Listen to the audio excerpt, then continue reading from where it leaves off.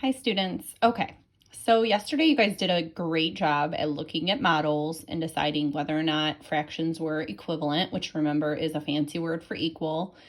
They may look different in the amount of slices there are, but overall it's the same area, okay? This covers the same amount. It would be the same amount of pizza if you want to think about it that way. Today we're going to focus, again, we're kind of leaving the book. I'm going to focus on the most important things to get you through this unit.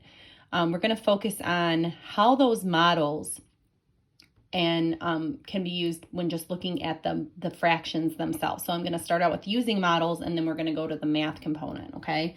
So I want to start with a pretty simple one here. And if you have like a blank piece of paper and you want to write with me, that would be great because we're going to do it together. There is no workbook page today. So maybe doing these with me in a notebook would be good just to kind of get you used to the pattern and how to set them up. So right here, because these models are showing me that 1/6 is equal to 2/12. We can clearly see that. But we want to, because as adults, we don't tend to walk around with fraction bars in our pockets, is to focus on the math. And the reason that fractions are equivalent is because of this idea of multiplication and division. And today we're going to focus solely on multiplication. This idea that if you multiply the denominator, and in this case it was multiplied by 2, you could multiply the numerator by the same thing and get an equivalent fraction. So if this was a pizza, you're ultimately getting the same amount. It's just that you're getting those smaller pieces, but together the smaller pieces equal that one bigger piece. So basically, and we're going to show this with multiple ones right now, basically, when you have a fraction, to find an equivalent fraction, you would just choose a number to multiply. And whatever number you choose, in this case it was 2, you just make sure you multiply the numerator and the denominator by the same. So for example, 1/5, my model show me, is equal to 2/10. And that's because if I multiply the denominator by 2, I can do the same to the numerator and get an equivalent fraction. But I do want to show you that it doesn't always have to be 2. It actually can be any number, any whole number, but it's just that you would have to multiply the numerator and denominator by that same whole number. So here's a different example. So in this example, we're going to look at 1/4 being equal to 3/12. And don't forget that I'm showing you right now with the models, but today the models will be taken away from you, okay? And you're going to do it solely based on the math. So in this idea, the denominator was multiplied by 3, and so the numerator was multiplied by 3, okay? And so 1/4 is equivalent to 3/12. They may look different. These are 3 slices versus 1, but it's the same amount. Okay, and again, it doesn't have to just be 2 or 3. Okay, let me move my paper down. Here's a different example. So here's 1/3, and using fraction models, I'm showing you that it's equal to 4/12. Okay, so I'm proving it today with fraction models, and then we're going to take those fraction models away. So 1/3 is equal to 4/12. And this is an example when this fraction has been multiplied, numerator and denominator, by 4. And so we're getting 4/12. Okay.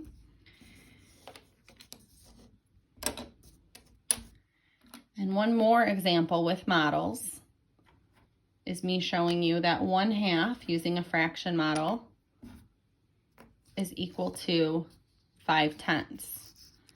So 1/2 is equal to 5/10. And this is because the denominator and the numerator were both multiplied by 5. So you'll notice you can use any number.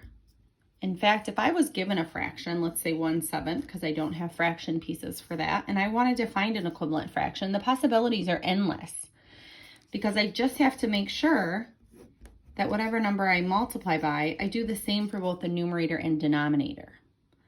So if I wanted to pick 8, maybe pause here and see if you can figure it out. My equivalent fraction would be 8/56.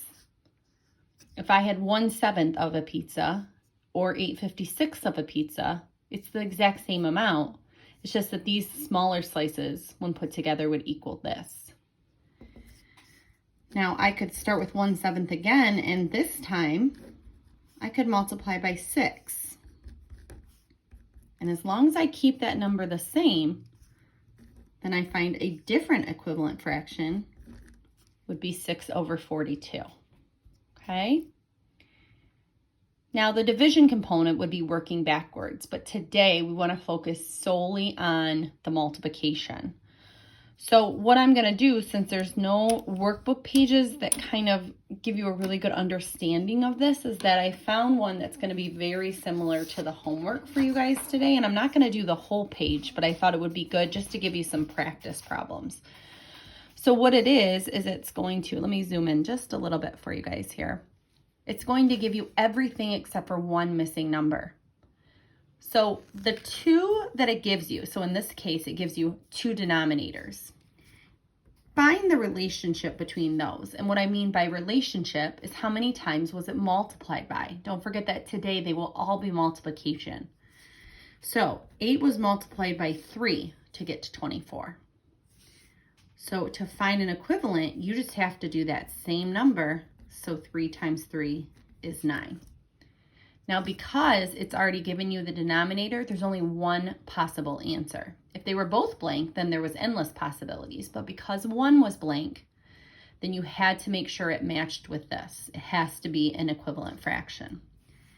Okay, now this is an example where instead of 2 denominators like here, they gave you 2 numerators. That's okay, it's the same thing. You would find out how many times you had to multiply 4 to get to 40, and that's 10.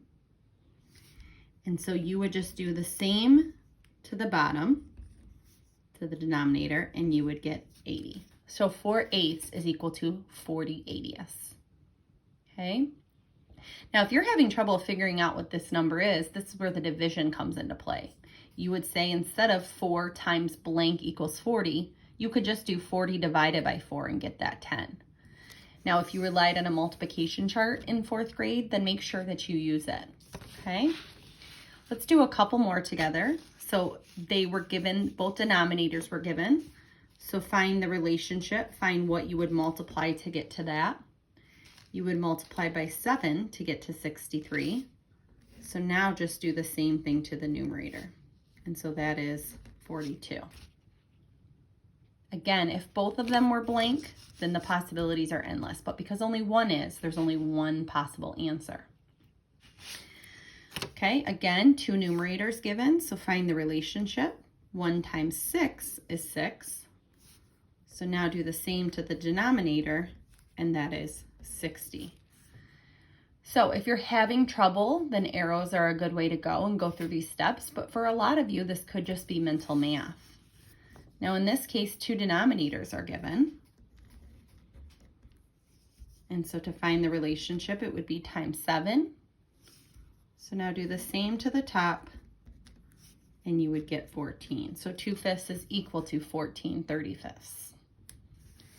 Okay, I'm going to do one more row. You can always go back and rewatch this video, but it's going to be the same exact kind of a sheet for your homework today. So 2 numerators, find the relationship. 6 times 8 gets me 48. So do the same thing to the denominator, and 8 times 8 is 64. Notice that the numbers were different for each problem, but they were always the same within a problem, and that's key. They have to be the same. 2 denominators here. So 4 times 3 gets me 12. And so when I do 2 times 3, I get 6/12. 2/4 is equal to 6/12. And we'll do one more together. So here I have 2 numerators. Find the relationship.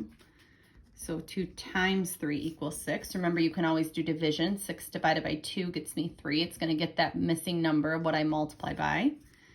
And so now I would do the same to the denominator, and 9 times 3 is 27. So remember that today we're taking the models away and we're relying solely on math, and you're going to focus on multiplication. You're going to determine what was already multiplied by the numbers that were given, and then you're going to go and multiply again to fill in that blank. And there's only one answer possible per blank. Okay? Good luck and go slow and make sure you take your time with the math. Okay, good luck.